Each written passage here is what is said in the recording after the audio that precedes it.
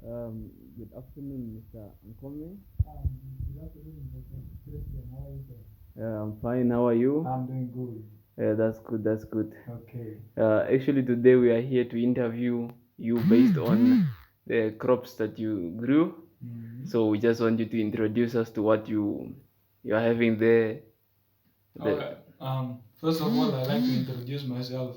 I'm Naftali Ankome, an animal science student in Neudamm. Obviously, some of you don't know, but it's a also a UNAM campus located at the Osiago National Airport, just 10 kilometers before you arrive there.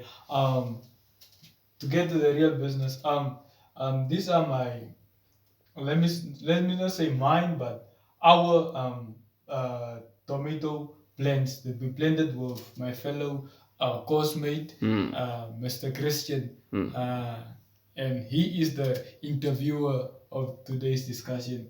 Um, as you can see, these are four plant pots. Mostly they are tomato plant pots. We decided to indulge into tomatoes and see whether we can produce some fruits for this month, as we are it's our first time in the hostel, and here we are running out of vegetables, and we decided to take matters into our own hands, but this was actually just it was a practical exercise that we had to do for our own marks, for the intro to range, for to accompany our CA marks. Yes.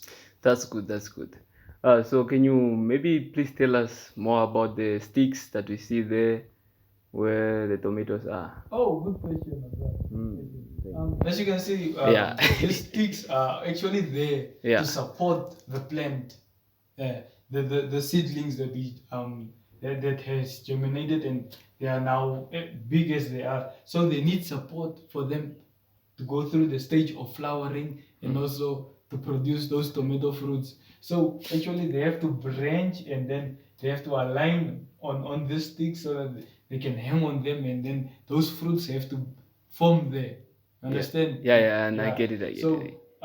after the process of planting them, Yeah. you have to add sticks so that they can grow in an organized manner. Oh, so were you like the one that came up with that idea, or you got it from maybe YouTube or something? Yeah, actually, I went through Google, and I also asked our favorite AI, ChatGPT. And my fellow colleague, Dumba, is a love that AI platform.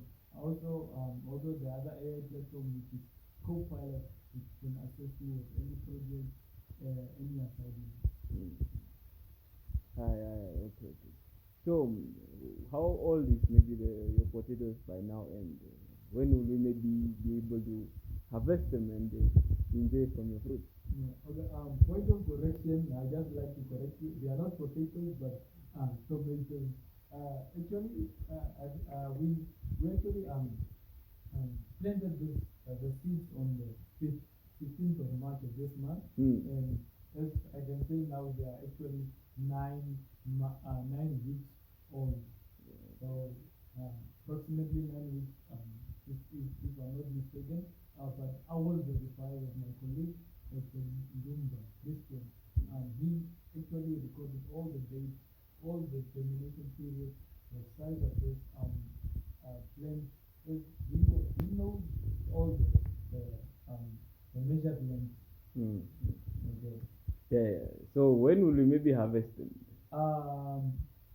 As I did research with my colleague Christian Dumba, I think that after we've done this process of aligning them with sticks and providing them with support, after 2 weeks, I expect the flowering stage for the flowers to appear, and after maybe 3 or 4 weeks, and then we can have our fruits forming, and then after that, I think that obviously they go in that green state, and then they start ripening, and it will take maybe up to 2 weeks of ripening, and then I think in a total of 6 to 7 weeks, I expect us to have our red fresh tomatoes. Hey, that's good. I will enjoy them.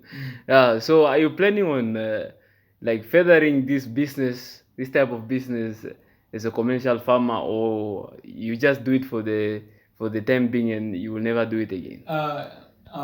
I think that I will indulge in a commercial farm, but I want to take you back to my background. I come It's from a very place important. where there's tomatoes. Yeah. Where they farm of tomatoes. Farm of tomatoes. And when I think it was from grade 11, I have been thinking of um, uh, because they used to produce a lot of tomatoes, man, excess tomatoes, and I think that excess tomatoes we can use them to create tomato sauce and tomato. Have you heard about tomato jam? I've never heard of it, but how sweet is it? It's almost like the jam that we buy in the shop. Oh, it's very sweet. Yes, but Okay, I'm trying to do more research on how to do tomato jam and also tomato sauce in Namibia. So or just in our community. You see, as we are now in the hostel, I think we can create our own tomato sauce since meat is very scarce at our side. Yeah. So we can just cook our macaroni in our tomato sauce. That's and, good. And bread we get it from Mariki. So At a cheap price, which is $16. I think there we can actually make the tomato sauce which can accompany the bread in our breakfast. You're talking. That's a very sweet part of plants. Yes. It's a very good idea. So under these commerce weather conditions and climate conditions, do you think it's very suitable for your tomato plants that are growing this big like this? Since I'm a newcomer in Commerce region, I've experienced very cold weathers, especially at this campus of Neudamm. Since, as you can see, that right now we are in an indoor area in my room. I can feel it is very cold already. Christian Dumba. Yeah. Okay. But I decided that we decided that we should just plant these plants indoors, since tomatoes don't actually are like they are not tolerant to cold weathers. You see. Yeah. So we decided that let's just plant them inside and provide the heater. Unfortunately, now we can't show you the heater because we borrowed it to someone. So so you the heater actually moved a bit there. Yeah. Okay. But actually, for light, we provide them just show them up there. Okay. We provide them with our light, and also sometimes we can open those windows. The windows we can open the windows there, but not for a large amount of hours. Okay. As you can see. Yeah. Okay. That's all that I can say about the weather of Neudamm, the Commerce region. Hi, it was very nice speaking to you. Wow. Yeah, we hope you will actually, not hope, but we want you actually just to say a few sentences on how you're going to advise the coming generations on agriculture. Okay. Mostly animal science plus your tomato plants. Okay, I think that for the animal science students, don't be left behind.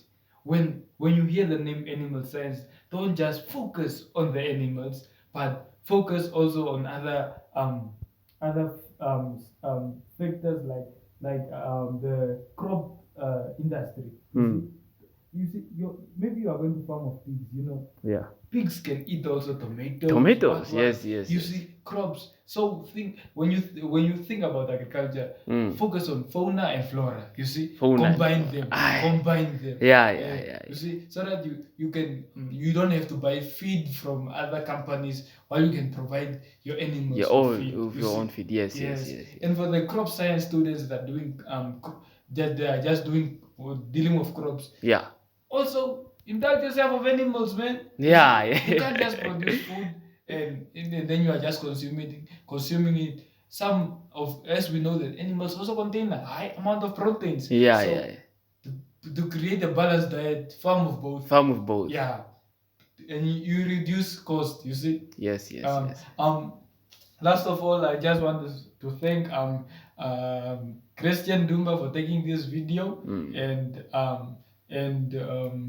Somsep for sponsoring us with the seeds. And please follow us and subscribe and like for more videos. And don't forget, we will show you a video of how the plants will move until here, and the ripening of all the fruits. Just stay tuned and follow us. It's a very good uh,